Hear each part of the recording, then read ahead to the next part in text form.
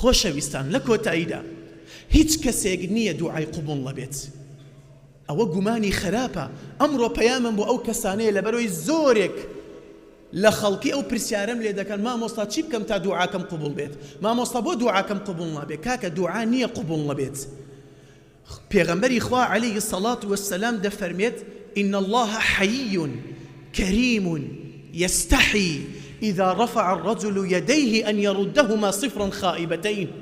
خدای گەورە شەرم دەکا لە بەندەکانی کاتێک دەستەکانیان بەرزەوە دەکەن بە بەتاڵی بیگەڕێنێتەوە.